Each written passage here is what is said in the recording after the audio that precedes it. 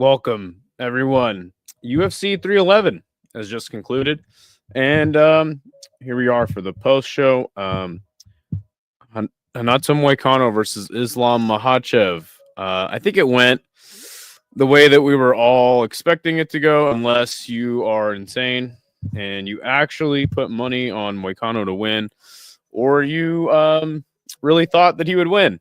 Moicano has a moment early on. He lands a couple of good punches on Islam, but ultimately that's all he was able to do because Islam gets him in Darce very quickly into the first round and wraps it all up. So, I mean, Paradox of Chad, what's up, bro? He says, I sprinkled $1 on Moicano. See, sensible bet, but people really trying to tell me and convince me that Moicano had a shot. I think it was a lot of just hope, more than anything else. And I understand that. What's up, Nick? Good to see you, my friend. I'll be dropping a link after I run down the card, and anybody can hop in, give their thoughts. But yeah, I honestly think that it was just more of like people hoping that the huge underdog had a chance, which he did not. So, good on you. I don't blame you but I mean, people really were trying to convince me that like Moicano was going to knock out Islam or something like that. It's like, dude, I got bad news for you. Speaking of that, let's pull up Fight Center, shall we?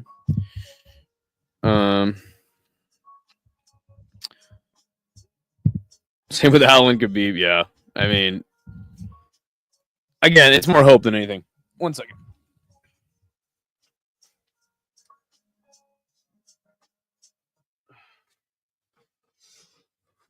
More hope than anything else. All right, we got Fight Center up here, guys. Oh shit, fucking A.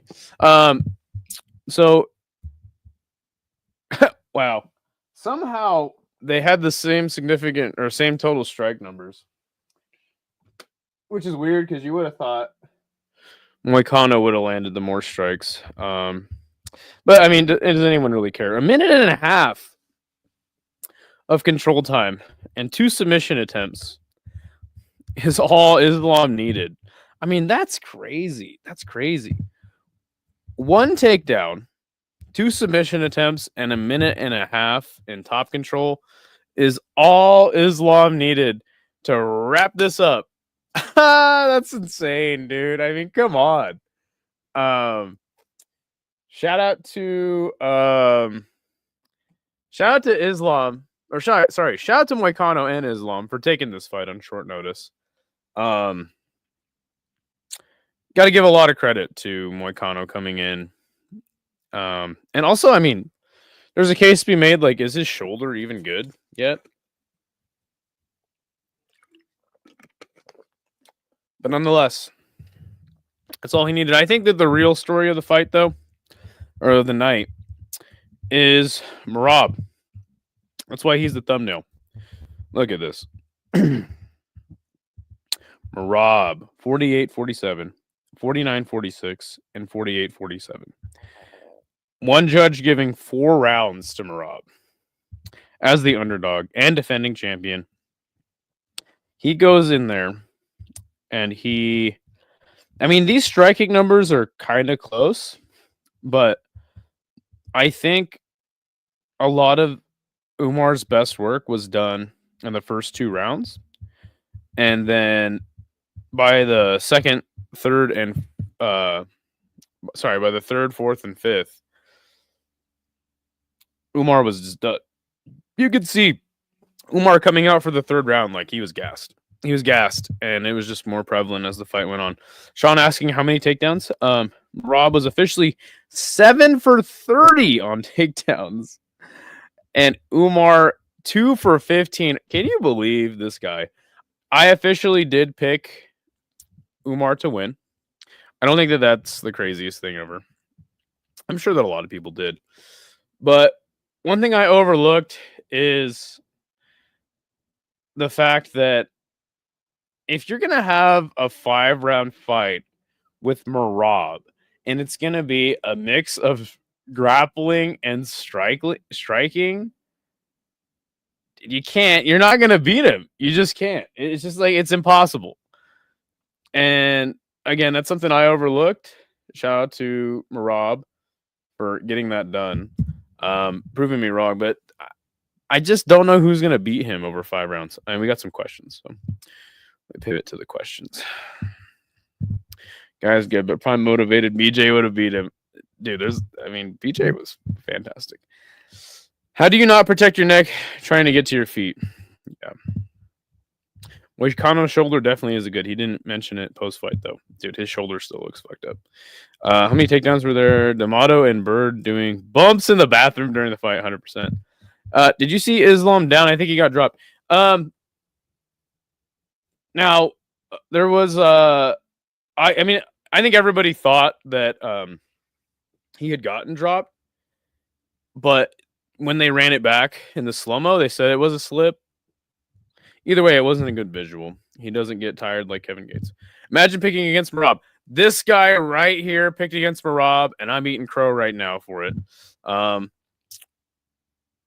Yeah, and a big part of it was like, I think Merab's just like, his energy is off. I know that's a stupid kind of reasoning, but hey, vibes. But I think that he's just always that guy. And again, over 5 rounds, if you're gonna have a mix of striking and grappling against Merab, like, it's not gonna work. You're gonna lose. A slip. All these boys don't get knocked down. That's hilarious. But yeah, I mean, that's the real story of tonight. And Merab, on the Merab side, how many fights in a row has he won? I'm curious to know. How many fights in a row has Merab won? Dating back to his last loss was Ricky Simone in 2018. He has 1, 2, 3, 4, 5, 6, 7, 8, 9, 10, 11, 12. He is on a 12-fight win streak officially. That is insane. Moicano has a separated shoulder. I have it too. So does Merab. Really doesn't change much. Just feels different. Okay. Yeah, 12-fight win streak for Merab now. Incredible stuff. And I guess the other question we'd have to consider, if we take a look at the rankings over here, which this freaking website does not work for me. UFC's rankings. I mean, who is Merab gonna fight next? I guess Peter Yan, who he's already like convincingly beat. You know, I don't know, man. I almost feel like Umar was kind of the last challenger that made sense, because Merab has already fought a lot of the top bantamweights. Let's check it out. So you got Umar, Sean O'Malley, Peter Yan, Figgy, but he just lost.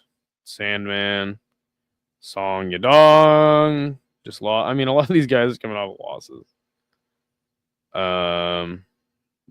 That's Bautista. I mean, is it Merab versus Bautista? Is that the next fight? Like, can you imagine? I don't. It'll be Peter Yan, but Islam is coming for Anderson's record. Yeah, he's only 1 away now. JIRI is a real life samurai. Let's talk about that one. Actually, really quick, I just want to talk about what's next for Umar. Umar obviously still incredibly young. He can bounce back from this. But I don't know, man. Again, and I'll just say it one more time. It's like fighting Merab over 5 rounds is a tall order. It's a tall order. It's a tough ask. So I think that Umar will bounce back, but Merab looking like it's going to be hard to beat him, as we've seen. I mean, it's 12-fight winning streak. Yuri Prochazka versus Jamal Hill, an extremely sloppy affair. I said this was for the low IQ championship. What is up, Isha? Good to see you. Fun day of fights, 100%. I fell asleep for a lot of the card, but we can talk about where I ended off. Jamal versus JIRI for the low IQ championship. I'm just going to say credit to Jamal Hill. He had a decent performance. I mean, look at the striking numbers, 101 to 84. 2 knockdowns for JIRI. Significant strikes, 97 to 81. JIRI almost exclusively favoring the head. Jamal throwing a lot of good body shots later in the fight. 22 seconds of control time, no takedown attempts. That was from when JIRI had dropped him. And JIRI. JIRI's fun, man. He's so fun. I was rooting for him heavy. I kind of lost my stuff when he had gotten that knockdown on Jamal Hill. I was giving Jamal Hill a chance, and there was times where, you know, those punches to the body really seemed to affect JIRI. But other than that, I mean, this was just a slobber knocker, and whoever really like hurt,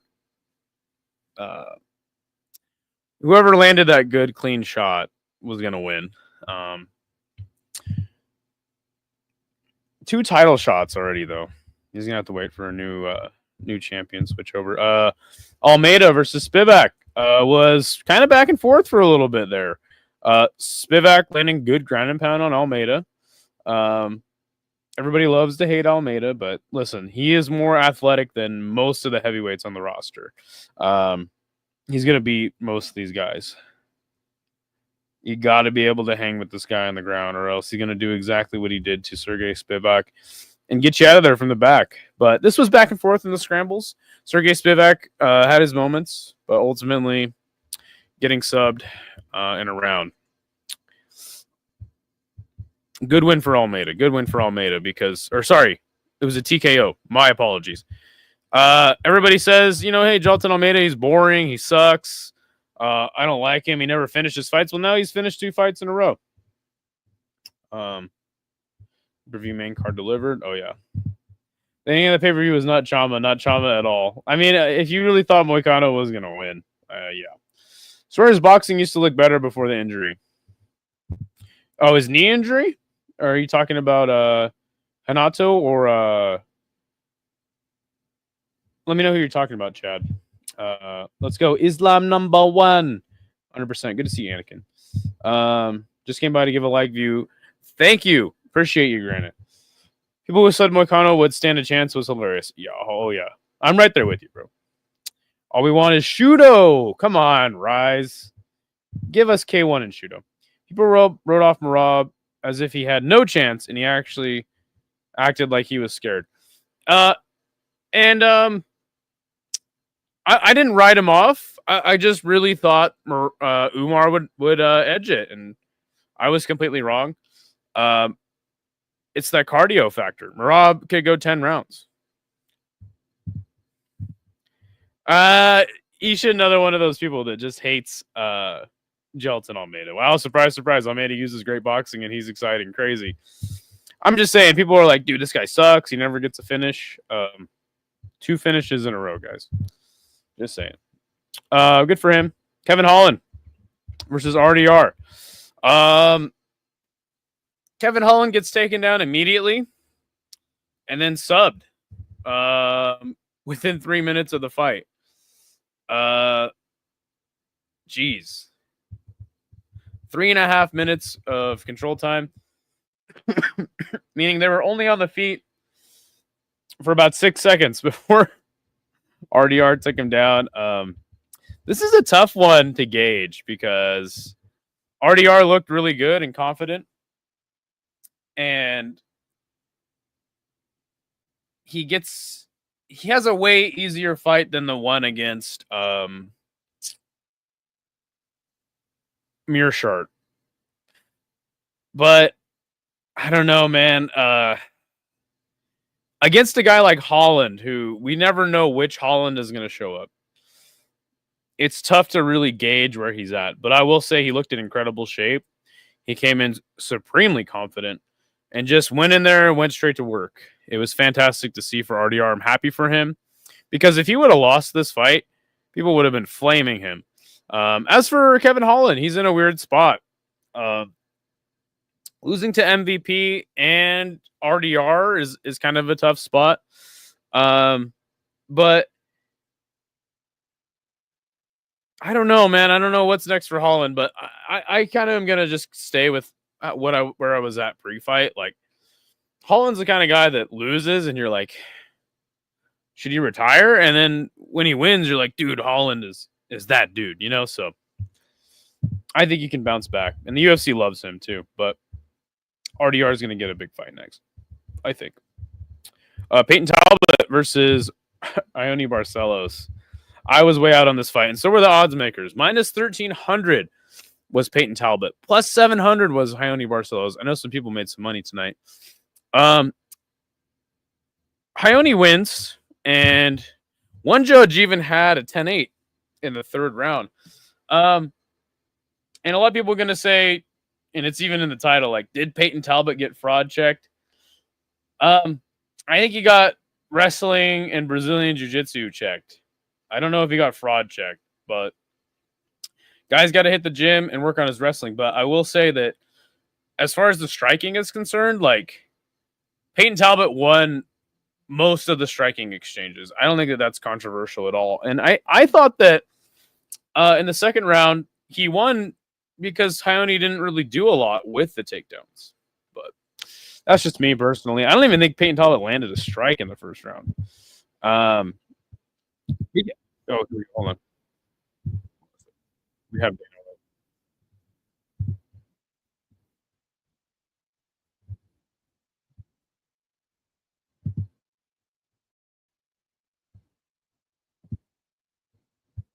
so let's keep this short and sweet. All right. Dana, Dana, never ideal with a pay-per-view, main event change on 24 hours notice, but you've done it before. So I guess what was your take on, Here's the crazy part.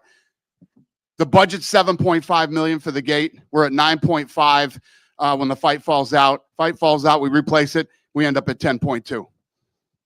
Where did it rank in terms of chaos behind it? I mean, it ended up being a windfall for you, but I mean, how chaotic was it? How difficult was it to pull this off? Every day is chaos in this business. Every day there's something going on.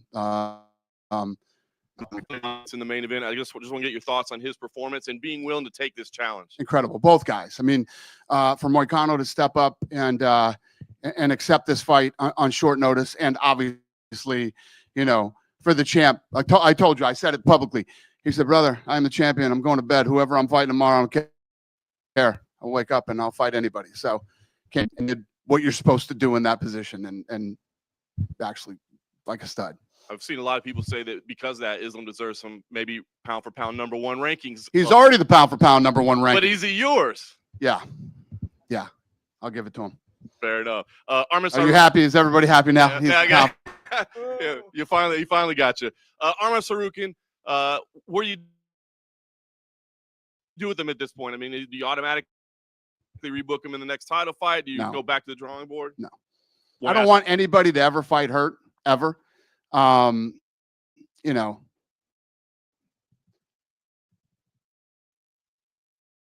We've been in these positions before. Went down there with a doctor, down there with other from the PI who is, you can ask any fighter or anybody else, she's the best in the world. And you miss opportunities sometimes, and he did. So we'll see how this plays out for him next year. You feel like no, that only he knows that. Last thing I wanted to ask you, just get your thoughts on Merab Dvalishvili, that amazing fight with Umar, and kind of where you see Merab at this point. The pace this guy sets and the output that he has. I was actually a little surprised in the fifth round. He looked like he was fresh and ready to go. I expected him to run through him in the fifth.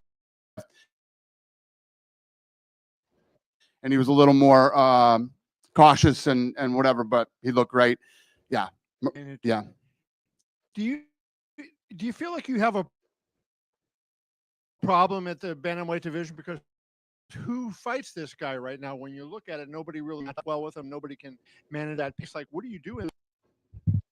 Hold on, I've been warned from our friend Isha not to show MMA crazy. So we're gonna just switch to the UFC's official press conference. It's so much quieter though. What the fuck? Oh well. Let me know if you guys can hear do this. in this fight and maybe his previous fight that you looked at and said that puts him number one. Yeah, I mean, Islam was willing to fight That's anybody. so quiet. You know, he stayed active and he went out tonight the way a guy should on a short notice fight when you are the Can barely hear it. You're the champion. So I'm guessing you guys So probably. John might still have it if he fought Cho at 151. What's the question? I said John might still have it if he fought Cho at 151. Yeah. Don't be dicks. I just admitted I'm giving it to him. He's the pound for pound. All right. And Breaking news: Dana White admits that since he you is had the such a quick fight, bring him back quicker. Is he a guy that you can use earlier? Because That's so I don't funny. He know. admits I don't Islam's know. the pound We'll for see what pound. he wants to do, and you know, like I said, Let's see if this we is can any always sit louder. down and start to plan this stuff out on Tuesdays. thank you. Thanks. Right here. Okay, we're gonna show this one instead.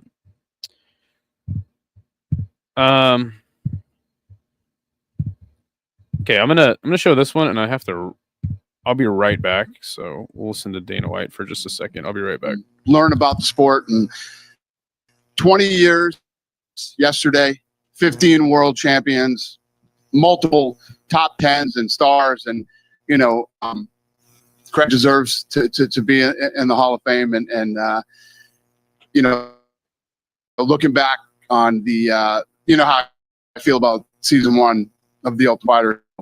It's cool. And then tonight to look to the left to see Chris Lieben judge and fight over there too. Yeah, cool week.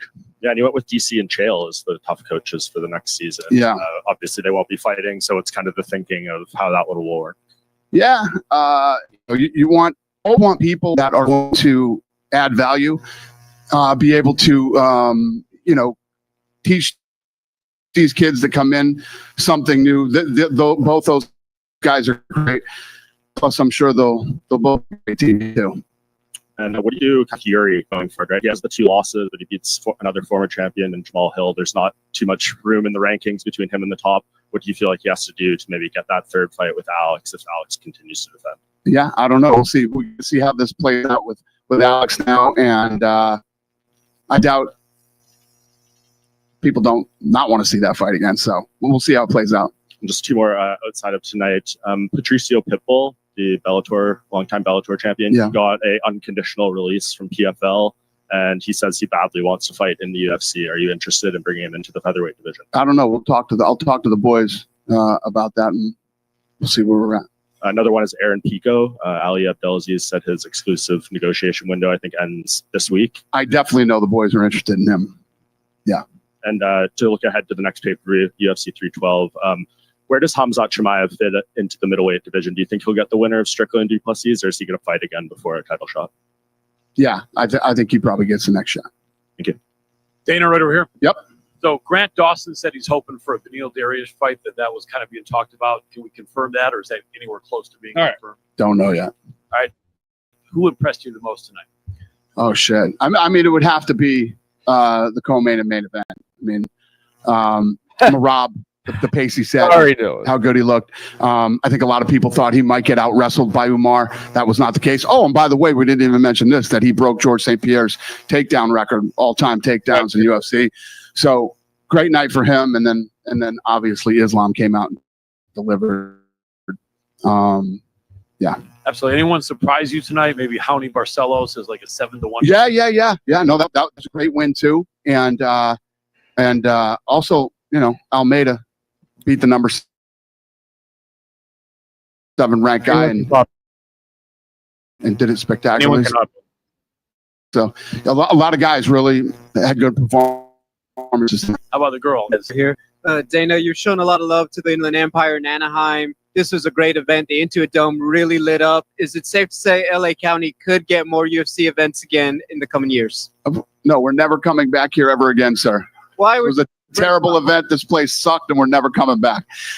Yes, this place is beautiful. I mean, look how badass this arena is. Look how good it looks on TV. And you know what? I'll tell you what I love tonight. So many people came up to me tonight and said, "Thank you for not pulling this fight out of LA. LA needs this, and we needed this." And obviously, when you look at the gate and everything about tonight was awesome. No, And she yes, doesn't. We will be back to LA. Doesn't Nick? Thank you so much. Charles Oliveira was a very prominent part of Fight Week. With Armin now back to the drawing board, is it safe to say he's the front runner maybe for Islam at 155? No clue. We'll figure that out on Tuesday. Dana, And then so finally, Rainier de Ritter had a great victory. Caio Bahayo's on a roll. Hamzat's on a roll. Can you just talk about where RDR fits into middleweight and just how that division is shaping up right now? Yeah, you look good. I have no clue. Figure that out on Tuesday. Thank you. Thank you. Dana over here. Yep.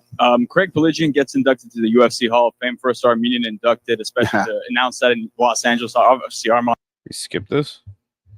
20-year relationship with him, and he's one of the best, producers of television in Hollywood. And we lied to him tonight on why he was here. I asked him to come to. He had no idea that was going to happen, and he was pretty excited about it. So Did you talk to him afterwards? he was with me. Yeah. Final question I have to ask you. You said going back to the drawing board with Armand. Kind of tell us about what that looks like. What are you going to kind of envision? I don't know. He's not getting a title shot, so that means he's going to have to fight his way back to the title.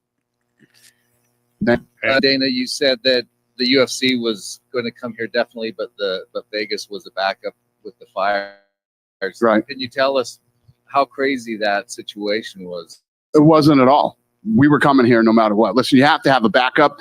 You're a fool if you don't back it up and something really goes wrong. But we go. We're going. We went through COVID. Probably not. We go. We were coming here no matter what. There wasn't a time where Never. he was happening to. Okay. Never. And you're catching a plane. Where are you going? DC? I'm going to DC. Yeah.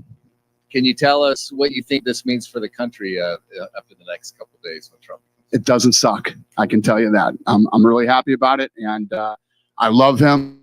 I'm really happy for him, and he's actually he'll be here on Friday. I talked to him this morning. He says he's coming to California on Friday, and wants to help out. Thanks. Thank you. Dana, Yes, sir. Dana, did you see two former rivals, Israel Adesanya and Robert Whittaker? They filmed an episode together, and they were. Okay, that's enough of him. Let's bring some people in here. This is the People's post-fight show. So we have a good friend of the channel. It's Pulse. What's up, man?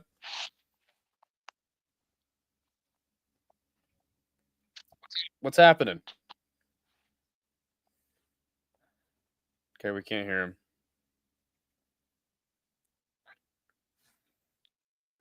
What's going on, bro? Not too much, not too much. What you think? Where we at with it? Where are we at with what? The review. What part are we talking about? Oh, I just finished watching Dana White speak to the media. But I was breaking down the Peyton Talbot fight, but I fell asleep right after Carol Hossa versus Aline Perez started. So I didn't even see like Zach Reese and Guskov get their finishes. So I guess tell me about that if you saw that. What you thought of those? I saw the Barcelos versus Talbot fight. That's where I hopped in, and I didn't see Osmat Bekaev and Bogdan Guskov. And also, yes, Nick, I missed the twerk. And by the way, you can hop in as well. Anyone can hop in. I'll drop the link one more time. Who did Bogdan fight? He fought a guy on short notice, Billy Elikana. So I know we got Smith and him is not going to happen? I don't know. Wait, what? He just fought tonight. I thought that they were going to make that happen. No, I'm saying, okay. He called. They look similar, so. Did he call him out? I guess that makes sense. I think Bogdan will do terrible things to him, though. At this stage, yeah. No, I picked it up at the same interval. Okay. This guy Talbot, Talbot won 9 straight, was a hot prospect, but he messed Marketable. himself off. Yeah, no, he might still have a bright future, but he went in there and tried to go toe to toe with Barcelos, who's just a dirty guy, man. And Oh, I yeah? don't mean that in like, yeah, no, I Oh, don't mean like- that in like the way he's Right. He's just, you could just tell the Brazilian, in Brazil they breed them tougher. They're just tougher guys. I mean, like I said, Peyton Talbot won all the striking exchanges, in my opinion. He just got out wrestled and not grappled by Barcelos. And credit to Barcelos, he had the right game plan, to beat a young kid like Talbot. But I just think he's got to work on his wrestling. I mean specifically in that third round. He was doing good. He was loose, limber. He was in and out at distance. Then he decided to get into what I remember Johnny Hendricks a while back called a bang war. Wrong move. You could just look at Barcelos. He looks like a guy who comes from the soot. That Yeah, was the no, man. wrong move. I think that was his only way to really win, though. Like he was down on the cards at that point. I mean, I had it 1-1, but all the judges gave Barcelos all 3 rounds. So, but like I said, I think that his biggest deficiency is just his ground game, and that is something that can be worked on. He's still young in the game, but credit to Barcelos, I think he just had the right game plan to beat Peyton Talbot. Yeah, no, credit to him. That was a good, tremendous win. But yeah, another prospect bites the dust. Raul Rosas and another one. One thing that was interesting that Dana White said in the press conference, and I want to get your thoughts on it, is he says Arman doesn't get another title shot. He has to fight his way up. Ooh, for not. Well, what exactly was the problem? It wasn't a missed weight. It was something about his back. Yeah, he had to pull out of the fight on a day's notice because of a back injury. Dana White And you solved. see that? I don't blame him. I mean, you talk so much shit, after beating Bobby Green, and it's like, Bobby Green, in my opinion, is a legit contender. He's like Johnny Walker. He's Did sometimes. Arman fight Bobby Green? Who? Arman. No. They fought in backstage at a hotel, and That's right. Thank you. Yes, after the shit that he was talking, I was like, you can't. But I mean, if it was a legit injury, I can understand that. But he did give him his hardest fight of his career. So right. This guy said Bobby Green is a contender. No. We were just talking about how Arman fought him backstage and confronted him, and I guess he maybe is referring to him being a hothead. I was kind of asking him what his thoughts are on Dana White saying Arman has to fight his way back up and he's not getting an immediate title shot. To me, that was surprising. I would have figured that that would be the only fight that makes sense in lightweight. But I think Islam might have plans to move up to welterweight at this point, and I wouldn't blame him for wanting to do that in the UFC if they did make that fight. I mean, Islam breaks the lightweight title defense record with 4 on this night, and now he's on a 15-fight winning streak, just one behind Anderson Silva. yeah, that's super impressive. I'm just looking at the lightweights coming up. I guess if Fiziev, is he coming back soon? Fiziev coming back would be interesting. What's up, Big Red? And I mean, as far as Islam going up to 70, listen, that belt is, and I have nothing against Bilal Muhammad, but let's be real. He's about to unhelp the Shafkat. I think. Yeah. We can't hear you, Big Red.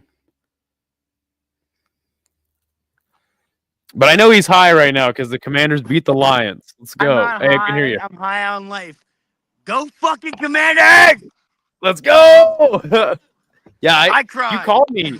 You called me a little while ago, and you called me a little while ago, and you were like, "Oh yeah, they don't have a chance." And turns out they did. I never did that. Well, you were like, "Hey, the Lions are like the best team right now." It's a Never said that. It's a Never long said it. shot. Never said it. Never said it. Yeah, you It's a did. lie. No. I record all of our conversations. I'm happy with what we did regardless. I record all of our conversations. The facts will be Good. Then play it. All right, but both you guys, Pulse. Oh, you go ahead, bro. Go ahead. No. I didn't mean to interrupt, but I was gonna say in the co-main, was there any controversy there? Or did you not think Merab deservedly got his hand raised? What? I thought that Umar won 2 rounds and Merab won 3. I see you. Yeah, me okay. I see you. Bozo. What about you, Dylan? You think Merab easily Merab handily won won that the fight. What are we talking about right now? Yeah, 100%. No, I just want to get your guys' thoughts on the card overall. Both of you guys. Merab won 49 to 46. Yeah, I know. I think that was a little. I mean, whatever. I had it 2 rounds, or sorry, 3-2 for Merab. But yeah, But like the idea that this is like a controversial decision is insane to me. yeah, I don't think so. That's pure hubris. I think he's asking more because that's what Umar said. He thought that he had won on the cards. Well, Umar is having an existential crisis. He's 18-0. Go Commanders, baby! Go Commanders! Woo! Let's go! Let's go! I love it. Yeah, no, I think you're absolutely right. Umar's just tripping because this is his first loss. But no, I want to get your guys' thoughts on the card overall. I think he Give me a ranking. imagined that if he was gonna lose, he'd be like defeated in this like glorious fashion. You know what I mean? Right. Like it would be like this definitive thing, and like the murkiness doesn't click with him. Right. Yeah, no, I want to get your guys' thoughts on the card overall. Give me a ranking. It was a 9 out of 10. This is a great card. Was your favorite? Yeah, I can go. I was just gonna say I can go 7 out of 10. 7. I just have, yeah, only because listen. Pulse, respectfully, are you an Umar fan? Not really. I'm a Merab fan. Listen, after what he did to Sugar Shorts, the guy can do no wrong. Did you say Sugar Shorts? Yes. No, listen. I just gotta say this. Okay. Did we all see? Because he came in here. I said, y'all want to see some Sugar Shorts? You want to see some Sugar Shorts? Look at this guy right here. He's got a skirt on. Yep. Hold on. That guy's right. He's got a skirt on right there. Is he Celtic? No. What's Absolutely up, no boy? excuses. That's some Sugar Shorts right there. Aubrey asks, who do you think Merab fights next? Dude, that's a tough one. Okay, so that's what I wanted to go into. Okay, did we see any chink in his armor? I said in the chat earlier with Hank, he doesn't get tired. Did we see him kind of affected? No, I mean, look, the thing about Merab is you gotta kill him. Like, we've seen Marlon Moraes damn near knock him out. But he just comes back and gets it. I mean, it's not like he's undefeated. Like, he has lost fights. But it's going to be really hard for anybody to beat him over 5 rounds, especially now that he's the champ. It almost gives him an advantage. Yeah. Who's next up? Is it Piotr Jan in line? Is it Sandhagen? I think it's Peter Yan rematch. He's the only guy that has enough wins on at the top of the division. Dylan, what did you think of SoFi Terzios? Dylan is unavailable at the moment. Had up Merab 1. Wait, you said what? Oh, sorry. He says, what did you think about Sopai versus Terzios? Yeah, I said Terzios is the Honduran zombie. I think Terzios should be removed from the UFC. I think the guy 100% he should be removed. Did you see his performance? The guy he looked sucked. like he was in quicksand. Like he was like, oh god, dude, it was bad. I mean, I feel bad for him, but like, imagine like being like an immobile human being, like a man who can't move his limbs, and then still making it to the decision on that fight. It's crazy. I have to give myself credit. I don't like to toot my own horn, but I have to give myself credit, and it's documented. You can go back and scroll through the companion thing with Hank. I said Merab and still, and I called JIRI Prochazka by a 3rd round KO TKO. Third round, right. Huh? Actually, I had JIRI in the 2nd round, and I had Merab winning. I parlayed Merab and I parlayed JIRI on the same thing, and I won like $50. Good stuff. Okay, I'm not gonna lie. I thought about putting it on JIRI, but my Tapology will prove this, and you can go back and scroll through the companion fight. I called it 3rd round TKO, and the only reason why is, and I actually commented, I said, why on earth did Jamal Hill the fade? And the only reason I said that is he's too basic, man. He's just long ones and twos. He's like a parade but brand Go John Jones. Commanders! Go Commanders, baby! Woo! No, you're absolutely right. He's very orthodox. Nothing too crazy for Jamal Hill. Look, Jamal Hill was And he was predisposed from God himself to lose that. His karmic buildup was a disaster. no, Like, does I'll just say anybody this in really terms of him think that getting Jamal booed. Hill's gonna have that sourpuss attitude and win a fight after that? I mean, in my This is opinion, my only thing. he was really respectful and he looked pretty locked in, and the fight was competitive for as long as it Yeah, lasted. well, how do you not respect Yuri? He goes in the woods and fucking howls in the morning at 5 a.m. Like, nobody in have the to say this. UFC doesn't respect Yuri. I must say Okay. this about Jamal. Okay, I have to get this in. I'm sorry to interrupt, but look at his comeback. Okay, he did that against Glover. Like, he legit did that. But prior to that, Jimmy Crute and Johnny Walker, who's the epitome of sometimes, his record is not great. And That's OSP my coming. point. Like Yuri is a top 4 fighter in the entire division, and Jamal Hill is just he's not a top 4. He's not a top 3 guy at least. Maybe he's number 4, but like Yuri's a different level. Yuri won the belt. Listen, well, so did Jamal. Yeah, I know Yeah, Jamal they won the both belt, did but I'm Glover. like, but look, who did he win the belt against? He won the belt against Glover, right? Glover. Yes. But look, That's his all best I'm win. saying, That's my point. all I'm saying is it doesn't matter because this era of 205 is super weak anyway. It's bad. To say he came in at the right time. John Jones was doing You're cutting out, Pulse. out of the cage. You told me. I was saying, can you hear me? Yeah. Look, if you were to pick the champion from the last We cannot see your 10 eyes. years, Open. You look like if you were to you pick look the like champion Rinya from the last 10 Nakamura years, right now. yo, pick the champion from the last 10 years of the light heavyweight division, going back from 2022 to 2020 to 2012. Like, none of them would lose to these guys right here. It's the truth. That's I know it's a that weak was my division. exact point.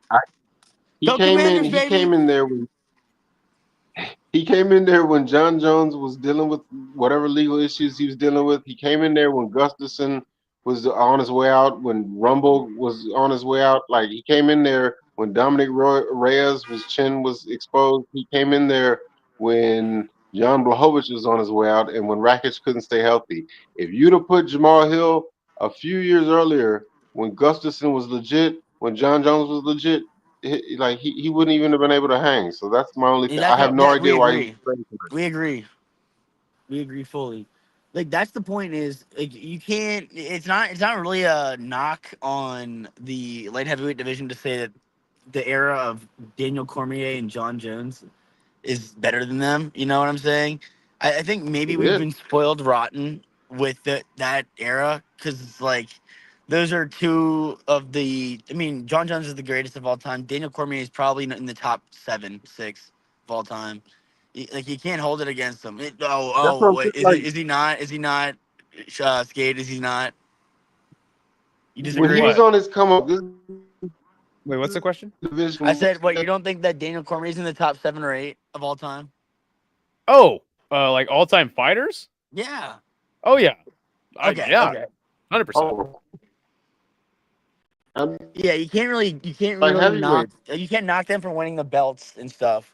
When Oh no! Look. yeah, 205 used to be the When most well-known.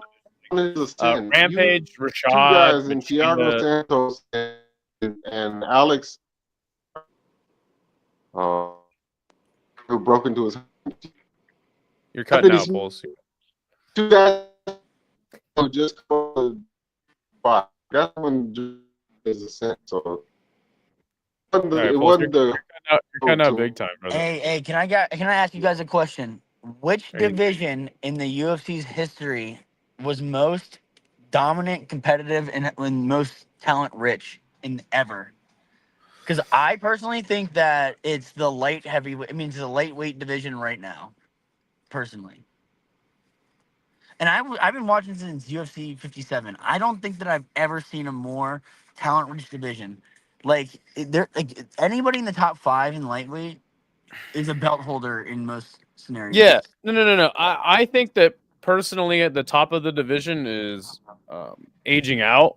A lot of those guys are on the way out. But what is interesting about we're definitely at the crest of the peak. yeah, but what's you know. interesting about lightweight at the moment is like it's deep all the way to like 50. You know what I'm saying? It's crazy. You have 100%. Oliveira, you have Poirier, you have Arman, you have Islam, you have Volk at featherweight. No. I think you're right. It's one of the deepest historically It's one of the deepest divisions ever. right now. It is, and it's like Uh, I think it's that. But then, what would you say was after that? Because I think that it's light heavyweight during Cormier and John Jones. Like that's got to be it. It's got to be it. And again, I didn't live through that division, but will I say what I do say about it is that like you had so many transcending stars of that division, right? Everybody knows those guys, and I think that UFC got a lot of hype around that time when like Rampage and Rashad had their season of the Ultimate Fighter. What were we gonna say? Hold on, real quick. Isha has a question for you, Dylan. Are you staying at my place for LFA 200 next week? Is it next week? I thought it was in January, dude. If it's, I mean, I thought it was in. I thought it already February. happened. Oh, so is it January 24th? Oh, is it? Holy shit, that's awesome. So yeah, Isha, yes. Dylan says yes. Is confirmed. Dylan, I thought Big it was the Red. 9th. I thought I fucking missed it. Isha also asked Khalil versus Jamal Hill next. I like that fight. Oh, book it. Yeah, I think Khalil wins. Me too. Got more. Look, you guys know how hard I was pounding the table about how Khalil was going to give Pereira problems, and he did. He did. Oh yeah. He won. He was up on the scorecards when he got knocked out. Look, all I'm saying is if you're gonna have a kickboxing match with Alex Pereira, you're gonna lose. Unless your name's Izzy. Roundtree was the thing is here. This is what I like about him. He was already in uncharted waters for like what he came from. He was 330 pounds. Marshmallow was like basically somebody who plays Steam. You know, he was already so off the beaten path of what his reality should have been. That like, what was the limit? Where do you cut it off? You can't. So he already had that grandiosity. Like he came in so grateful. I guarantee you, he wasn't worried about whether he was going to win or lose. He was already in a place where he was like, you know, he had gotten so far in life that I was like, he's dangerous. He doesn't have any doubt because he never imagined himself being here. He was eating Cheetos and shit. He was eating Funyuns and Hot Pockets at 330 pounds. So I was like, yeah, he's whoop his ass. But like, I bet you that he lost zero confidence over that Pereira fight. I bet you he has a lot of confidence after the Pereira fight. Yeah, he fought well. He won. He was up on the scorecards. Yeah, imagine that's a 3-round fight. Khalil Roundtree's getting his hand raised. For sure. Chad says he won the belt against the same guy Yuri beat for the belt. Yeah, no, that was my point. That was my point. Was like it's not like John Mahal Hill had his competitive advantage over Yuri. The difference was Yuri has a mentality about him. Like he's not fragile egoed. He definitely lost that fight against Freda. True. And he's still in the mountains. He still lives by the samurai code. Jamal Hill is a big baby, and you know that like he couldn't grasp the possibility. If you can't grasp the possibility of you losing a fight, like you don't understand it, how are you gonna train? You're gonna train like that's not a possibility, and that's a problem. Yeah, 100%. He says, I think Hill is much worse since the Achilles injury. I don't know about that. Maybe he's a little, less mobile, but as far as what he brings to the fight game, as far as what he brings to the fight game, I don't think much has changed. Drickus at 205 would be something. That'd be interesting for sure. Drickus at 205 would be interesting, but he's not gonna. I mean, the same thing would happen to him. He would get left hooked into a coffin. Well, but okay, when you talk about the champion at 205 right now, like it's just so tough because like even Magomed Ankalaev versus was announced on this card, and it's like, yeah, Magomed Ankalaev has the skills to win, but like he's just gonna go in there and stand and bang. Do you think that he genuinely like has a chance? Because I do. I think he does. Yeah, no, I do, and he's the only one that I would pick to beat Alex at the division. But you already know he's going to go in there and want to throw hands with Alex. He said at that least for a himself. round. He said Yeah, it word for word, bar for bar. Bar for bar. Bar for bar. He said that. 170 was pretty stacked. People just forget because GSP was beating everybody. Yeah, true. No. BJ Penn era with Sean Shirk and fucking and Matt Lightweight. Hughes. No, I don't. I'm not buying it. It was a rudimentary division. It was a different time. Like Matt Hughes Matt Hughes would not last in this division currently. Period. Full stop. At 170? At 170, he would not be in the top 10 or top. I mean, he'd be in the top 5. He would not be in the top 5. That was a stacked era, though. Just a lot of names and stuff. Yeah, it's great names. It's the people who built the sport. You can't. There's a difference between nostalgia and like true talent. Matt Hughes is not a top 5 fighter today. BJ Penn, not a top 5 fighter today. I don't know. At lightweight? At welterweight. At lightweight, I think there's a case. I want to see really Hill think so? for at lightweight for Penn to be prime BJ Penn to be a top 5 fighter. Yeah, No, I think there is. not at lightweight. Maybe he'd be better suited for 145 because he's a little Okay, outside. you see BJ Penn beating Armand. Probably not. He probably gets grinded out. Yeah, you see him beating Oliveira. Look, I'm not super high on Oliveira, so my opinion would be biased on that. How in the hell are you not? He submitted Poirier. He dummied Gaethje. You know what I mean? Like, what do you mean? What does he have to do to get your love? Bro, I have a random question. Hold on, Pulse. Bro, Hold on. you just said, oh, dude, he submitted Poirier and Justin Gaethje. It's like, yeah, you mean the two guys that literally shit their pants when they get taken down and get their back taken? Like that, that doesn't impress me. You want to impress me? Go out there and knock out. Okay, so then you see, BJ Penn, who is a BJJ prodigy, going against the guy who has the most submissions in UFC history. And what's the game plan for, like, what's the Oh my God, you're gonna avenue get to win? heavy right now. Dude, I'm not saying that Charles doesn't beat prime BJ Penn. I'm just saying that, like, I would give BJ a chance in that fight. I wouldn't. I'm so fucked. I just wouldn't. I was there. I watched every fight that I was BJ there. had in the UFC. All right, I watched it. That's fair. Pulse, what was your question? Before you're Okay. You had mentioned Islam stepping up to 70. I don't think he's ready for that, but I have an idea. You can book a super fight. You know who's hot as fish grease right now? Who is that? The featherweight champion, the weight below, Ilya Taporia. Oh yeah, Ilya. How about him? Look, Him I versus said it. Islam. Everybody knows I've been saying it. Everybody knows in the Discord. Everybody knows in this community. I have been pounding the table that Ilya Taporia is going to be the GOAT. I don't care what anybody has to say about it. Ilya Taporia is that guy. He's been that guy. He's always been that guy. Period. Okay, Knocked out Max Holloway. If that's how you feel, I just have another random question. Please do. This iteration of Ilya Taporia versus 2019 iteration of Conor McGregor, who wins? Ilya Taporia knocks him out. He silences all of Ireland. I hear you say that. Bagpipes, they stop all of it. They stop all of it. Do you remember that just that version of Conor? He was calling the shots and he was doing what he said. He was Bro, doing. hold on.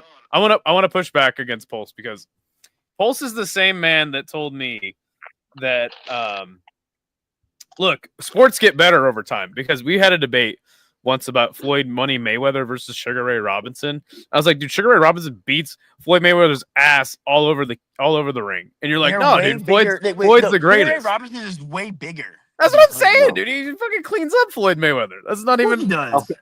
That's Bro, easy. okay, and like But that's not Canelo's a not that's not bigger. even comparable Canelo, weight. Canelo's not bigger than Floyd, and look what Floyd did. When he was what? How old was Canelo when he fought Floyd? Like 21. yeah. And he was a little. I mean, his frame was a lot smaller back then. This is the I'm same just saying. Canelo that flatline Kovalev, who's right up under heavyweight. Oh, So don't. It's you not. bring It's up not the same Kovalev. Canelo. It's not Don't even the you same bring up Canelo. It's Kovalev. years Come on. the later. same person. Come It's the same on. human being. Dude, it was years and years Boo later. this man, boo. Boo. Okay, well, Kovalev if that's was how you feel, 28-3 at that point. He had just came off of a loss. And he was stalking his girlfriend. He was going in and out of jail. Yeah, so, what the hell? so He if was that's how you gone. He was feel, toast. if that's how That's you how feel, I so feel. you're saying Taporia has no shot against Islam then? Me? No, Taporia knocked him out.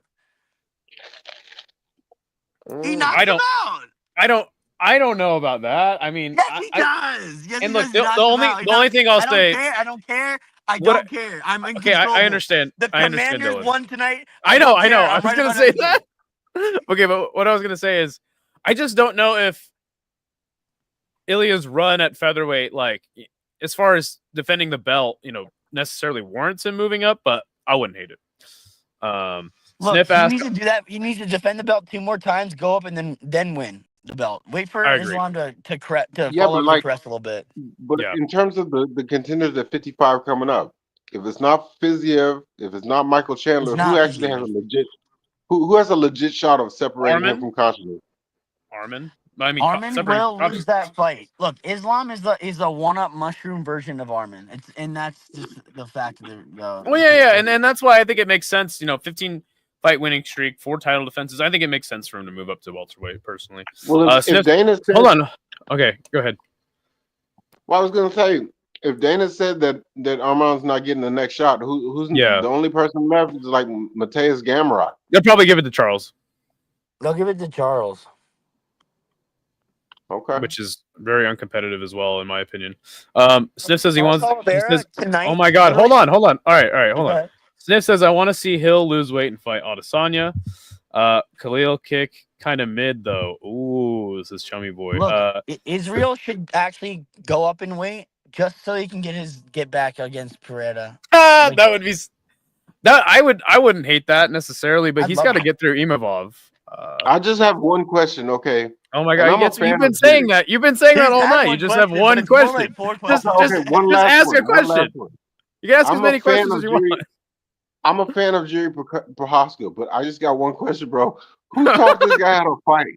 Like, where did he learn that shit? On the streets or what? Like, Bro, he just stays in the woods and he fights against the trees. Don't you understand? He's like a Tekken character. He fights that. What was his name? Mokujin, the freaking wood, the wood guy. Didn't you notice his satellite antenna hairdo? He says he gets his ideas from that. He gets Wi-Fi in that thing. Oh, that's so funny. by the way, Oh, it's Oliveira Isha. What's literally up? said tonight. Oliveira said tonight that he knows he's been told he's the next in line. Yeah, they're gonna give it to Charles. What's up, Isha? Good to see you. Yo, I don't jump on these often, but I'm Yeah. fucking wired right now. So I just saw Big you. Red's in the fucking chat. What's Yeah, up, Red? go Commanders, baby! Woo! And what's up, Paul? It's good to see you. Hey, Big Red. How lit is DC right now? Bro, DC is apparently sick. You hear him freaking coughing away after. I'm so sick. You hear me yelling at random people? That's what No, I'm look, saying. look. Dude, I sound like Mark Simpson's sisters regardless. Me coughing is not an indicative situation. I want to read these comments really quick. Who would you pick to win if Fiziev pot Pimblett? I would pick Fiziev, but Pimblett's looking good right now. Yeah, I'd pick Fiziev. Fiziev is he's like a Fiziev walking kills highlight him, reel. bro. That's What all are he you is. talking about? I don't know Murders who that I, man. I don't know who I'd be upset at first if they actually not even one just fought for a belt. I don't know if I'd be more mad at Patty Pimblett or this guy named Ian Gary. I hate Ian Gary, but he's not like the worst guy in the world. He's not a bad guy. He just gets cucked a little bit. Oh my Yeah, God. I think This the comment Ian- here is awesome, by the way. Read it. what is it?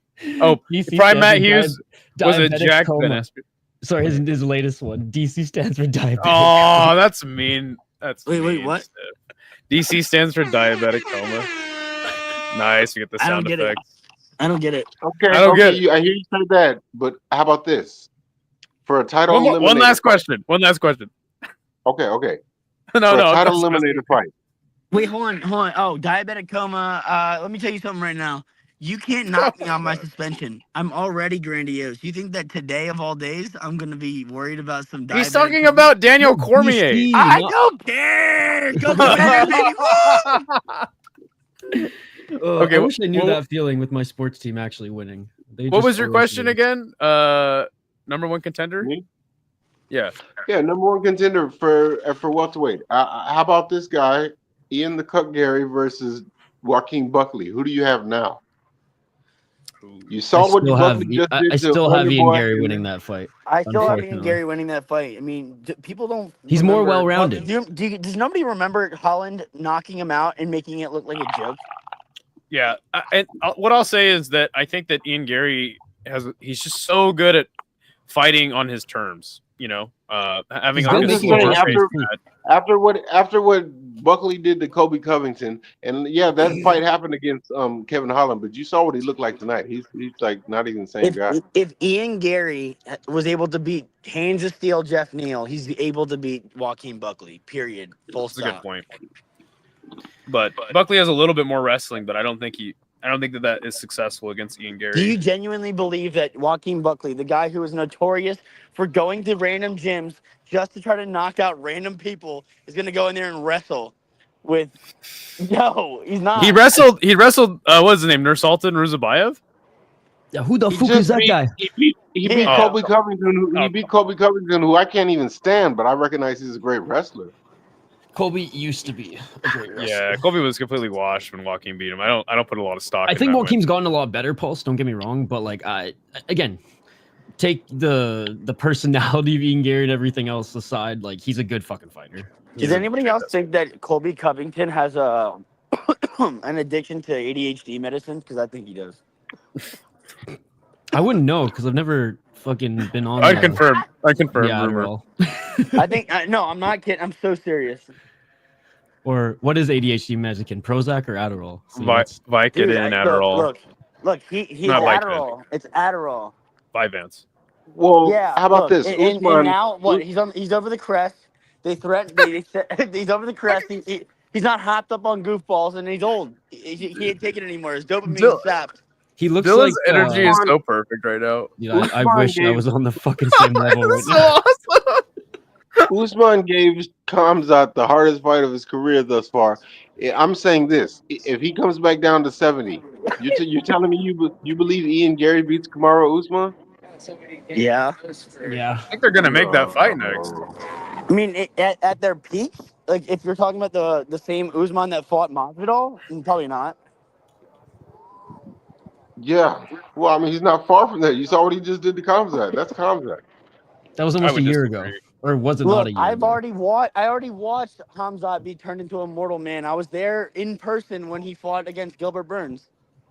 What a fucking great Bro. fight. That was that great. Dude, that- I was there. I dude, was like that- 9 rows back. That energy in that building must have been insane when Khamzat came out. It was an incredible fucking. Did you event. cry though when Zombie lost? Because I did. No, I didn't. I didn't. But I felt really bad because I met I hate everybody. So like people who come up to me, people who come up to me, I get disgusted. But this guy, there was like a whole crew of these guys from No, you're Korea. not staying in my They came house out. anymore. This is like they get when you serve in the Korean military, you get like one break over 2 years. You get one vacation, and they use theirs to come out and see Korean Zombie. And they were like so happy just to be there. They're That's like cool. what? And they were like the nicest guys ever. Oh, you And told me I was about these like- guys. and Actually, I was like, where are you guys sitting? Turns out they were like 4 rows behind us. yeah. And then we walk. Volkanovski wins, and I look back, and they are happy crying, like they're wiping their tears with like the Korean flag, and they're like, I was like, hey, you all good? And they're like, hey, it was a hell of an experience. I was like, they're so humble. I don't care. I felt bad, but yeah, no, Not I gonna didn't. lie, I don't know if you're halfway joking, but I'll be honest. I'm The not only so time I ever serious. cried, I'm so serious. the only This is like- time I ever cried at a fight was no, it wasn't me Robbie crying. It Lawler. was them crying. No, I'm saying me. I'm saying when Robbie Lawler his finale against Nico Price, like that kind of, Oh yeah. That You know tugged in the what really heartstrings. did it for me was Darren Elkins versus Mirsad Bektic. Jeez, that was random as fuck. No, did you see that fight? That was one of the most No, insane. it was a great comebacks. fight. I mean, I was given a standing O after. I wasn't shedding Now, any well, tears, I though. mean, it should be understood that I like, have met Darren Elkins 2 different times. Okay, He's well then there you go. There you go. and the guy is he's such a good dude. He was even nice to my mom. I was a little Shout out to emotional during Volkanovski versus Ortega when they were about to stop the fight because Brian had taken so much damage. I was like, dude, like they gotta let him Was fight. it because you love Tisha Torres? No, it had nothing to do with Tisha Torres. I was just like, dude, can you imagine if Ortega gets? Because he almost choked him out, and so you were like, dude, twice, he could win this fight. And then they were. Do you like Ortega?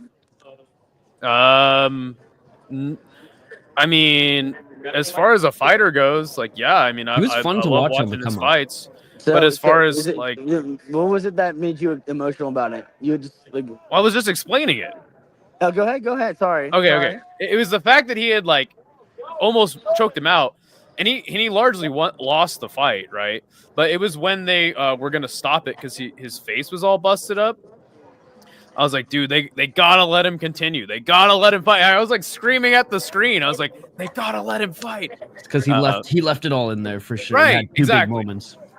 But Ortega is not. I mean, he doesn't have very high fight IQ. He was built with a fighting spirit and a cheating spirit.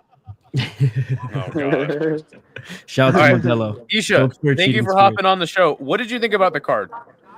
I thought the prelims left a lot to be desired, but again, I honestly thought that the Sopai Tercio fight was fucking incredible. Like, again, Tercio, he is what he is, but like, guy's tough as nails, and he kept walking forward, and Sopai, even though gassing out pretty much the whole time, continued to throw as well. I thought that fight was absolutely incredible. That was the best fight on the prelims by far. Or you're not And then you're not honestly, just I thought saying the that to main card was troll, good. are you? You're not just saying that to troll, are you? No. Oh, because our friend fucking. Honestly, I usually rewatch back your live streams, but if that was his mentality for this one, I'm sorry, you ain't getting fucking watch hours from me. Big Red, I had to mute you because you are in the DC market apparently right now.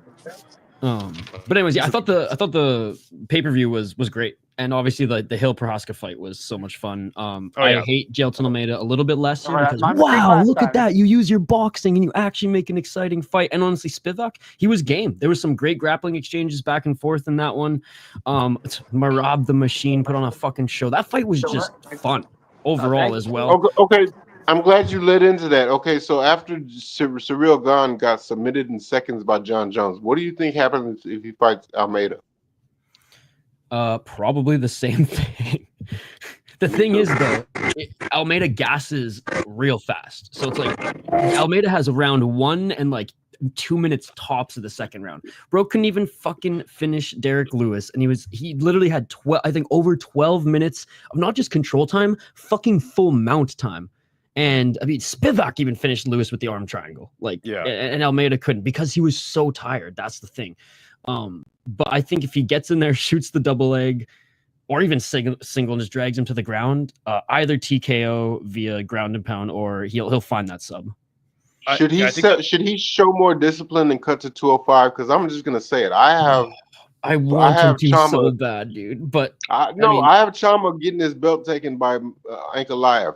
It's my belief, and they brought it up on the show, like he's 6'3", 230 shredded. But if he can find a way to lose 25 pounds, that belt's all but his. He has done it before, but I think, and again, credit to him, he's like, oh, look at this. I found the cheat code to beat freaking fat, unathletic heavyweights who some of those guys can maybe even be 205. It's not Romanov the way the freaking Marshmallow Man's looking right now, but I'm just looking at the top of the division. You got Jones, you got Spinoff, and today, if he fought the guys tomorrow, do you beat either of them? No. But the heavyweight division is not that great right now. I mean, it's obvious to me that Jelton Almeida has an easier time at heavyweight. So until that run is finished, I don't see any. He wants to make his win money. Where it's 205 would be. I'm just would be hard. saying. I believe he beats both Magomed and Paella. I don't think he beats Magomed. He's showing enough. I don't think he beats Magomed. Magomed is better, I think. I mean, if he straight boxes Impulse, perhaps. But the thing is, like, he was a boxer who became Pulse is gone. He was a boxer who became more of a grappler, right? And I know he's Brazilian, so he came out of the fucking womb in a gi and a couple stripes on his white belt, like all Brazilians do. But like the fact that he had success in boxing before transitioning to MMA, and he has not shown it. We showed it a little bit here today. You know, so maybe there's a question mark there. You know, maybe he does well, but overall, no. Like again. And he's a gas job. Even at 205, he was a gas job. Yo, Dylan, get back to me in the DMs after you party tonight, and let's plan LFA 200 because I'm going with a group of people, and we got to cheer on Alvin Goozy Hines. Oh yeah, Goozy's on the card. Yep. If he can avoid Black Beast power and submit him, what is Poatan gonna do? He couldn't fucking submit Black Beast though. That's the thing. No, okay. Well, I mean, he beat him unanimously, though. But you know, he did. But honestly, it was embarrassing that he was in full mount for 12 minutes and couldn't submit him or ground and totally gassed because he was so tired after the first round. So, right. I just think that's the thing. I give Black Beast credit. He has the ability to just wherever he's at, just get up off the ground. I don't care who's on him. Well, Spivac submitted him in, I believe, the first round. You know, I love Derek Lewis. I love Derek Lewis more than the average person. Again, I just have not seen enough other than Jailton Almeida has really good cardio in the first round, a little bit in the second round, and utilizes his fucking superhuman crazy strength. And it was honestly he was doing the same thing at 205 because he did fight at 205 for a little bit, but then it was like, oh, I can the beginning of his run, right? I can ragdoll these fat dudes and get my win bonus. All right, I'm just gonna fight at 230. Yeah, and then you see like a guy like Curtis Blades is the guy who's gonna beat him. The savior, the fucking savior, bro. Dude, I personally don't understand all the Jailton Almeida hate. You guys I just want to see more of him. That's all. I mean, I'm the guy that's not that big of a fan of Charles Oliveira, so you know, credit to everybody out there. But it's like that's the kind of guy who's gonna beat Jailton Almeida, somebody who can continue the wrestling with him. And you know, the question that was posed was, does he beat Cyril Gane? Like, in the first 2 rounds, that fight's all Jailton Almeida's to win. But after that, he's like you said, he's going to gas, and Cyril Gane's going to just piece him up. Until he proves me otherwise, that he can hang with some of these top strikers in heavyweight or light heavyweight and can fight more than a round and a half. Again, I'm not confident with him. I hear y'all say that, but you do remember the instance where Cyril Gane got dropped by Tuivasa. Yeah, but I mean that was a slobber knocker. Yeah, he's still won. I mean, but I don't think Cyril Gane.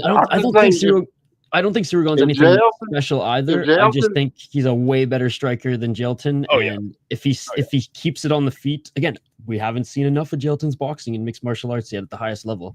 Cyril Gane's a better striker than him. Again, and this thing, I just need to see it to believe it, Pulse, right? Where I'm going off of what I've seen, right? I've seen every single fight of his in the UFC, and I just need to see more before I'm like, okay, he can actually hang with some of these guys.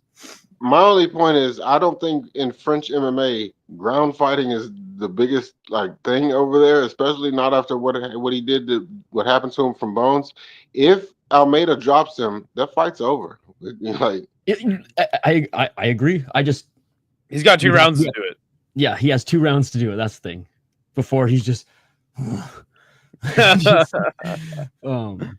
Again, depends on how many rounds it is too. Is it a 5-round main event? You know what I'm saying? And again, like I said, Jailton Almeida, I hate him a little bit less now. Tongue in cheek. I'm glad. I think the biggest. Oh, actually, really quick, I wanted to ask you about the 2 fights, the fights that I missed. Asmat Bekoev wins his UFC debut on short notice. Sick. What happened?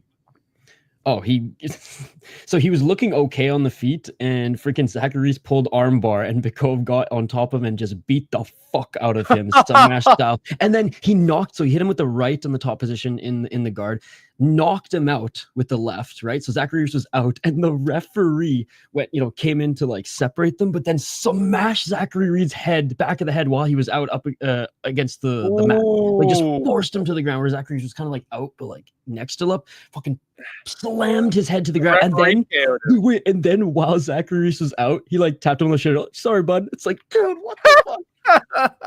It wasn't as egregious as that Russian promotion where straight up the referee kneed the guy in the face by accident and knocked him out. But it was pretty bad. But yeah, no, Bekoev, he looked fucking good. But again, it's Zachary Reese. Like, Yeah, true. But that guy, he had a really good knockout in LFA before this, so he's looking good against now. against I don't know, Chauncey Foxworth is nothing special. He was going into that one, I think, like 19-9 or something like that. But he was on a 5-fight win streak, so like he definitely earned the title shot in the regionals, right? You put a 5-5 fucking win streak in regional, like people get fucking win streaks, or people get title shots with 2-fight win streaks in the regional. So like, you know, it was warranted. But you remember, I don't know if you were in our live chat, we did a fight companion for that, and one of Chauncey's friends was in the chat, and he was just like, I'm devastated. And I was like, I kind of feel bad for you. Gotta break the news. Bogdan Guskov, how did he look? First round, awful. Absolutely awful. Elankara got right on his back and almost submitted him and landed some nasty elbows. Elankara completely gassed in the second round again. Short notice fight, up a weight class, right? Up against a dangerous guy like Guskov. Guskov was able to reverse him at the end of the first round, but I mean, for the most part, Elankara absolutely just like grabbed his back and was landing elbows. Second round, Elankara completely gassed and just kind of found his way out. He was doing a decent job of like on the back foot landing some like straight punches, but Guskov really started to overwhelm him with the hooks. And Elankara again just doesn't have the power for a 205er, especially a guy like Guskov. So even the big shots Elankara was landing at the end or during that second round, start of the second round, they weren't doing much damage, where Guskov was actually like let's go, and then pressured him up against the cage, landed some big hooks, and Elankara kind of, you know, turtled to the ground, and the ref didn't stop the fight, even though Guskov continued to land strikes. And then so obviously Elankara was like, all right, we'll keep throwing, I guess. But like he did not fight back, did not intelligently defend himself, and then basically just like gave his neck out for a Darce and, you know, found the way out there. So not a good look by any means, but like, you know, he had one round in him, and the ref honestly probably should have finished it or stepped in with the That's a good look then for him, you know, on short notice. I know that this is a review of 311. I just quickly looking forward to 312. If Sean Strickland gets his belt back against DDP, my question is, do they immediately promote Khamzat, or do they fast track Bo Nickel? They're not fast tracking Bo Nickel, I don't think. I'm shocked that Khamzat isn't fighting DDP already. I think they just know it was a close fight and Sean's popular and it's gonna sell. That, and I believe Sean Strickland got robbed. See, I can't use the word robbery for a close fight, Pulse. I can't do it. It diminishes the word robbery. I thought Sean won, but I thought Sean won too. But if it's a close fight, it cannot be a robbery. You know what I mean? Yeah, but see, like in baseball, the tie goes to the runner. Yeah, like this ain't no baseball, bro. This is fighting the furthest thing away from baseball. This is the like curling. Curling is more hardcore. This ain't curling. After he went in there and handled Adesanya, almost got him up out of there in the first round. The belt is his. If you walk into a fight with the belt and it switches hands, if you don't knock him out, you really got to make it clear that you beat him. And it was nowhere near clear enough for me. Again, this isn't Japan. If it was Japan, we'd have a whole different conversation because the way the fights, you know, and their culture works there as far as fighting. We live in a 10-point must system, fucking fake ass unified rules MMA in North America. If I remember correctly, I believe Strickland outpointed him on live stats. I think that's what I saw. Oh, like he outstruck him? Yes. Scored more than he got hit. No, again, Pulse, I had Sean Strickland winning that fight too, but I had him winning by one round, right? And exactly.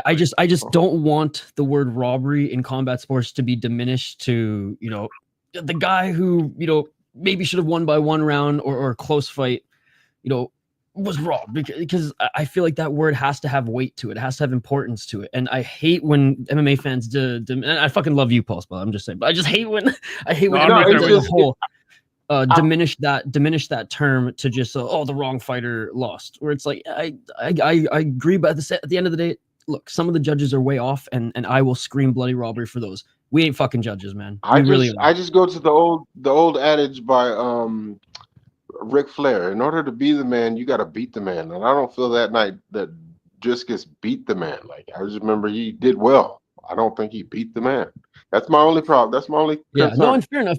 For me, like I always put it back to like Johnny Hendricks GSP. That I still think is a robbery. And I've watched that fight back. It's closer than I think a lot of people remember, but like 2 rounds. Johnny Hendricks at least had 2 rounds on him. And look at GSP's face. Now I know the fighting was scoring a little bit different. To me, that's one of the biggest robberies in the history of the sport. I had Hendricks up 4-1 against George. The biggest robbery in the history of the sport. the biggest robbery in the history of the sport is Fabio Maldonado versus Fedor Emelianenko. Everybody knows that. Yes. In Russia. Chummy Boy says, agreed. People throw around the term goat and robbery way too much. And fraud checked. Do you believe that Peyton Talbot was fraud checked tonight? No, but again, everybody I think picked Peyton Talbot to win.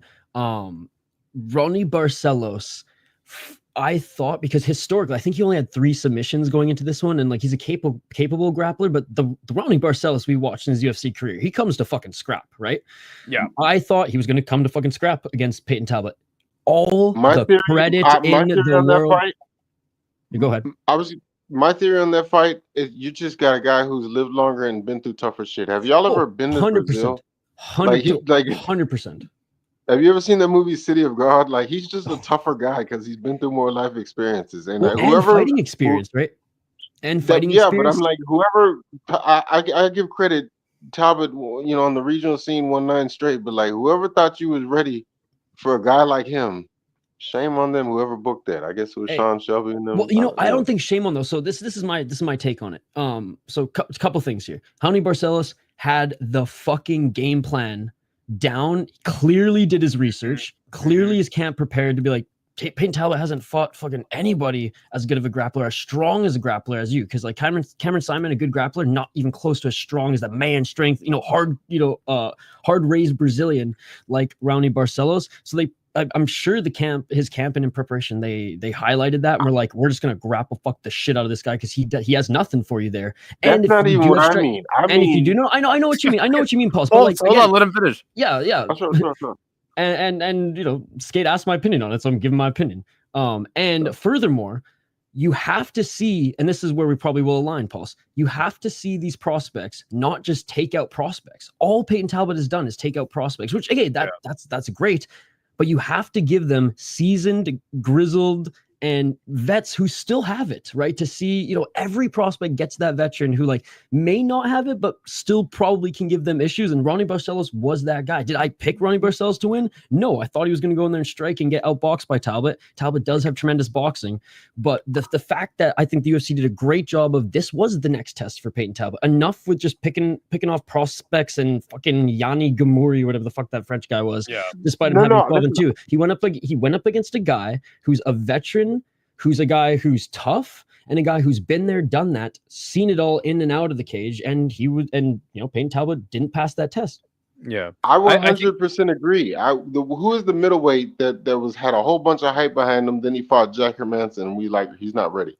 Oh yes, Joe Pfeiffer. Great example. Great example. Joe Pfeiffer. They compared his power to Ngannou. I thought this guy's soon to be a 2-division champ, and then we just see he's not ready. What a performance by Jack. That's a great example, Paul. I don't think this is the biggest loss for Peyton Talbot, though. Like, I think he's going to learn a lot from this. I think this is a good thing for him. Yeah, because is he going to be undefeated and all that stuff? No, it doesn't matter in mixed martial arts. The thing is that Peyton Talbot still looked good, in my opinion. Like in the striking, I think he won most of the striking exchanges. He just cut out wrestled and out grappled. Yeah, and in the third round, he was able to get out of some of those scrambles. I just think the better fighter won, and the more crafty, seasoned vet with the better game plan won. And I got to give all the credit to Ronnie Barcelos. Like I said, a fun fighter to watch throughout his MMA career. I call it straight just toughness. I hate to profile anybody based off of how they look, but Ronnie Barcelos looks like he's been in gunfights in Brazil. I don't think Peyton Talbot he's probably been pistol whipped a couple times. Knife fights. Svensson says wash is also overly used. I'm an offender of that. I probably use washed a little too much. The biggest stories of this card, though, in my opinion, number one, the biggest story would be Merab. The machine. Yeah, I want to know your thoughts on the Merab fight. Dude, that guy could probably fight 5 more rounds. He didn't look gassed at all. Not even a little bit. That's terrifying, man. And you know what? I said this, again, I picked Umar to win, but I said this in the preview because I try to be fair with the preview and then just like give my pick based on, my. That's what I try to do too. Not my co-host. I know about that. But anyways, I said in the preview, I was like, Merab's coming in at plus money again. Like, when the fuck do we stop and check ourselves and say Merab's coming in at plus money again? Easy money, right? Yeah. Easy money. That pace is like almost impossible to counter. Like who can withstand that? I mean, Umar did really good in the first 3 rounds. Yes. Right. First 2 rounds were dead even in the strikes. Neither of them could take each other down. Oh, but look at how the 4th and 5th round went when Umar was just like, I cannot stop this fucking machine. It keeps moving forward. Even though I've like cut him, even though I cracked him a few times, he's still moving forward. And then Merab started to get the takedowns. I think it was like 5 for 18 for Merab and 1 for like 16 or 17. Don't quote me. It was in that range. It was 5 for 30 for Merab. Okay, so then 30. Okay, I know that these guys will never scrap because they're best friends, but I'm asking you guys because y'all are obviously fans of the sport, hardcores at that. Who would win, Merab Dvalishvili or his black brother Aljamain? I think Merab, man. Especially right now, 100%. Especially because it'd be 5 rounds. Like that's what I'm saying is like over 5 rounds. Who can beat Merab? Now, the only way you can beat Merab is you have to kill him. Yeah, you have to kill him hard. Hey, it's Chummy Boy. What's up, dude? Hold on, Pulse. What's going on, Chummy Boy? Hey, what's up? Can you hear me? Good. Yeah, I can hear you. Yeah, I have nothing to add, man. But half the fucking stream is in this room as well, For sure. There's only 3 people in here, but what's up, Chummy? Dude, Chummy Boy all the way from Thailand, dude. What? Good to see you. What's man. up, Good Chummy? to finally Good to talk see to you, you, man. Yeah, cool. I mean, I'm fucking on Sunday over here, man. I have nothing to do. You're in the future right now. We're also in Sunday, by the way. Oh It's yeah, we just turned 1:30 Sunday. a.m. Central. Yeah. Yeah. But no. What did you think about the card, Chummy Boy? Give me your thoughts. I only watched a couple of fights on highlight, dude. I'm surprised, man. I'm surprised that actually Merab did win because people hype up Umar so much, dude. As a non-MMA fan, as a Muay Thai fan, I'm kind of surprised for 18-0 guy now lost his win streak. We were all surprised. I think that. What did we find out? I think the last name of Nurmagomedov carries so much weight in the sport too. I also think his fight against Corey Sandhagen was spectacular. Like the adjustments that he made on the fly, because Corey was beating him early in the fight, right? He was out grappling him. His sweeps were amazing. His the way he was able to pass guard and things like that were awesome, and he was beating him on the feet. But the more the fight went, I don't want to say Corey gassed because he didn't.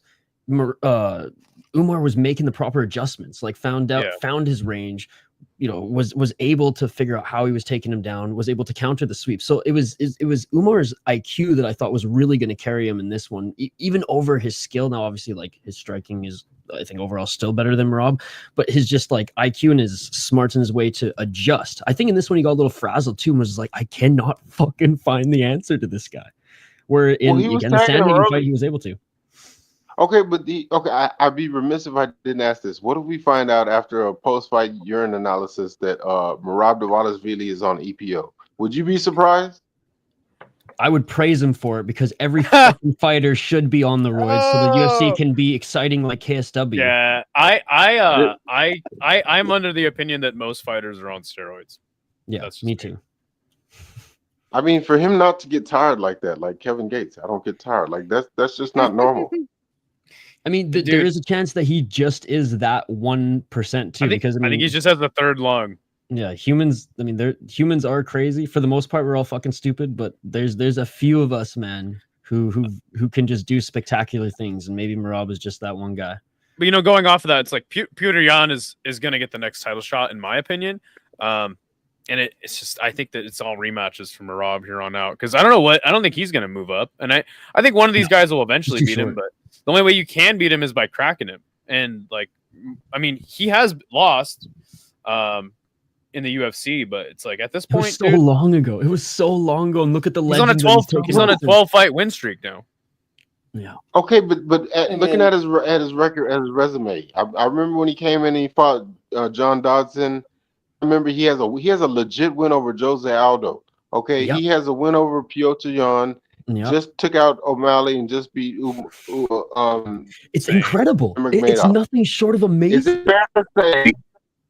Is it fair to say that he is already the best? And then we forget what he did to Henry Cejudo. So fair to say that he's the best in that division? Oh, I mean, obviously the best now. But as far as best all time, he's making his case. Yeah, he's making his case. I think until we compare him with those who are like retired now, we got to wait and see Yeah. the rest of his career. Because I mean, there was one time where we all were saying the same thing about Henan Barao, and look what happened to him, right? 32 fight win streak. New GFL fighter. I think prime. What's that? I feel like Merab doesn't fucking care about what people think about him. Oh, dude, it's amazing. In the top fighting style, dude. Yeah. I swear I'm not But skimming off the Henry neighbor's Cejudo, Wi-Fi. I for don't know what example, this is. I think people like saying, "Hey, you need to add some striking into it." I mean, Merab have like workable striking. It's not fucking great, but it get the job done. It was workable in that fight for Yeah, sure. to get that takedown. It's not like he tried to go out and fucking knock him out with hit hand. He's just got The two thing- X arms. My big miss in this fight was I thought Umar would win, but you know, it's like in hindsight, it's like a fight like that, you're gonna grapple and strike with Merab, like you're gonna lose. Like you have to literally figure out how to keep it on the feet, which is impossible because that's what Jose Aldo wanted to do, and he wasn't able to take down Jose Aldo at will. But he just grinded him against the fence. He said, "All right, screw you, can't take you down. I'm just gonna hold you against the fence, and you're gonna lose that way." You know, He did that with O'Malley too. So yeah, 100%. And then I guess the next biggest question I think coming out of this is obviously Dana White saying at the post-fight press conference that Arman is not getting the next title shot. He has to move his way up. I guess just your thoughts on that and what Islam does next. I mean, I didn't listen to the entire press conference. I did hear him get asked about it, and he said, "I don't know what's next for him." But I mean, when Dana kind of says that and dismisses it versus saying, "Yeah, he'll get it shot." The quote I had heard was that he said Arman directly. He said Arman is not getting the next title shot, and he'll have to fight his way up now. Okay. So I didn't hear that yet. Which I mean, one win away of getting back there. Like, yeah, this right. Again, you ruined. You messed things up. You made the UFC scramble. You're gonna pay for that, right? And that's fair. That's fair. I said on my stream, I was kind of 50-50. If the UFC decided to give him the title shot again, I'd be fine with it. If they didn't, I'd be fine with it and understanding of both. He's one win away because, like, what the fuck else does he have to prove, right? Yeah. Okay, than, well, take care wild of your idea back. here. Wild idea here. You know what? We all know that Conor McGregor gets whatever Conor McGregor wants. If he wants that, will they do that? No. There'll be so much pushback, and I think I doubt Conor would do that. And I doubt Conor, that would do that too. Conor is like Donald Trump. He gets whatever he wants. He used to be. He doesn't get whatever he wants. That's true. That's true. I don't think that happens, but I think if it did happen, he would get smoked by Islam. I guess just like if Islam doesn't move up to 70, who's the next contender in line? 55, and does Taporia jump up and fight him? Certainly not Conor McGregor. I think the only credible person I believe has won 5 straight is Mateus Gamrot. Mateus Gamrot lost his last fight. Did he? Dan Hooker beat him. Oh, that's right. Yeah. Ooh, did y'all hear Dan Hooker versus Gaethje is booked? Hell yeah. That's gonna be fun. If Chummy talking about Ilya, tell him his favorite fighter would be doing Ilya's dishes. Oh my gosh, that's messed up. We have a really weird. And if Arman Sarukian has to get back in line, who does he fight next? Beneil? No, he already beat Beneil. Shit. Look, I don't know. I don't have those answers. To me, the next lightweight title fight will be Charles Oliveira versus Islam. Probably. And unfortunately, Charles probably loses again. I mean, of course he loses. Fortunately for. No, I don't care either. No, I want to. You know what, know. dude? Look, I just want to see the best man win. I don't care if it's somebody I like or it's not. I just want to see the best man win. That's all. I just joke because like there's not many fighters that I don't give a fuck if they win or lose. I just want to see a good fight. Charles is one of those that I'm kind of like I do root for a little bit. And at least I admit it. At least I admit it. Did Islam did tonight? Did Islam pass Khabib as the greatest 55er of all time? No, because he fought a guy on 24 hours notice who definitely was in a camp, and Moicano was like he's good, but like if he would have beaten Sarukian, I don't think Khabib or Islam's resume is all that great in the UFC. As far as name He value, beat Yeah, like Volkanovski twice. Habib's wasn't like that great either. Let's be honest. well, that's what I just said. I said that Islam and I think both their resumes aren't that great as far as name value, but as far as like, you know, who's the best theoretically, it's so unfortunate that Khabib left when he did, because that Justin Gaethje fight was like peak Khabib to me. And like, if he would have continued from there, I believe he would have definitely had 4 title defenses, but we're not talking about that. There's a case to be made for Islam to be the greatest lightweight of all time with this 4 title defenses, but I personally still think it's BJ Penn. That's just me. Well, it will never happen. Obviously, they're obviously because Khabib's retired and they like grew up together. But okay, I'm asking you guys: Khabib fights Islam, who wins? Khabib. I That agree. Justin Gaethje in the Justin Gaethje fight, I feel like Khabib wins, but No, he's saying Islam against Khabib theoretically. yeah, that's what I'm saying. That's Oh. that's what I'm saying. That Khabib that fought Justin, Oh, yeah. I think he beats Islam, but I don't know. they both know because they've trained together their whole lives. So I mean, but That's it's what just I'm like asking saying. which. It's like asking which Klitschko brother wins. You know, Oh, Sven let him says win. Islam beats Khabib. An Armin versus Gamrot rematch. I think that would be cool. I actually don't mind the Armin Garment rematch because I honestly think Armin won that fight. I don't think again close fight. I ain't screaming robbery, but I would be okay with that. That was a really close fight. Not today, but Are we Islam's forgetting? resume is better. Are we than forgetting that years Islam got knocked out by a spinning heel kick from Thiago Moises? He didn't lose to Thiago Moises. It was Adriano Martins. Oh, that's right. Okay, yeah, Martin. But I'm saying he got like. I mean, I don't forget that, but I think people forget that Khabib's record is pretty padded with 2-round fucking pretty much deep level fights too. Right? I think So, it's like- more impressive. I think it's more impressive that Islam would get knocked out and then go on a 15-fight win streak. Yeah. Again, he came in at the right time. He avoided. By the time he came in, Kukui was couldn't hold water, and you know what I'm saying. So it's like he came in at the right time. Yeah, that fight, man. We never got to see Tony Khabib and like prime Tony. And again, I'm not saying he would have won, but I'm saying it would have been a lot more interesting than some of the top guys like fucking Ally Quinta and Connor. Yeah, well, that's the thing, and that's what's so interesting about this fight to me is like Khabib had his things. Obviously, sold the highest pay per view of all time. You know, sort of because of it, but like he had almost killed Dylan Dennis. Right, he had his things happen in his career that were unforeseen circumstances that kind of made his record not be as good as it could have been. But Islam having this, and then obviously the Volkanovski fight on short notice, I think are 2 stains on his record, like, or just things that fans are going to hold against him as far as his like all-time status. But I think if he goes up and he fights Bilal, I think that's probably what he's eyeing up next for his career personally. Who wins? Him versus Bilal or Shavkat? I don't know, dude. I don't know. The Shavkat. That's a done deal. But I don't know. I don't know, man. Ian Gary looked pretty good do. at the end of that fight against Shavkat.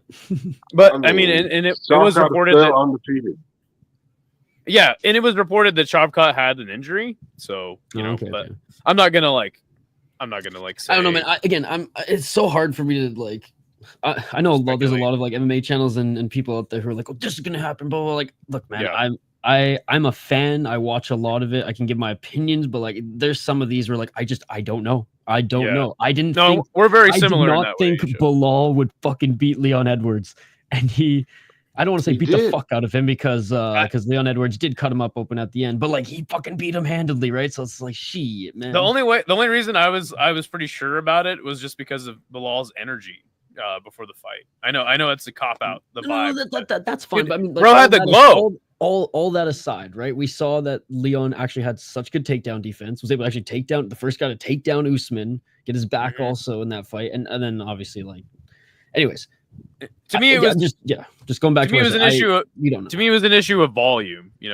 Like Leon waits too much. We all believe that Arman would have lost tonight, but how bad would he have lost? Like how well would he I don't think he done? would have lost that bad, dude. He's I he's was such a good grappler. Jewish warlord calling me out. Umar's energy is why he picked him. How'd that work out? Terribly. It worked out terribly. And it wasn't so much Umar's energy, it was more of Merab's like unhingedness. But Fair point. It worked out terribly. But I'm 1 for 1. Bilal's energy got me the one correct pick. So, but no, I was looking forward to Arman versus Islam because, like, to me, that was like the best fight that I would have seen in a while. You know, just competitive and martial arts wise. That's why I was so hyped for it. Bro, I mean, BJ Penn brought that energy, saying we're gonna fight to the death. And bro fucking left on the stool, goddammit. All right, look, my energy takes are off. But it's fine. I don't care. Screw you guys. I'm going home. And actually, speaking of that, I think it's time to wrap this up because it's almost 1 a.m. Isha, we gotta find someone to watch you, man. Shuto. We gotta find someone to watch fucking Shuto. Tomorrow, MMA Nerd was featuring. Let me know what time. Isha. Okay, I will. Are you doing anything tomorrow as far as fighting? I was gonna do fucking some grappling event, but I'd rather do that show with you instead. So okay, just let me know what time. Banger. We'll align it with Jay. Pulse. Are you doing any breakdowns on your channel anytime soon?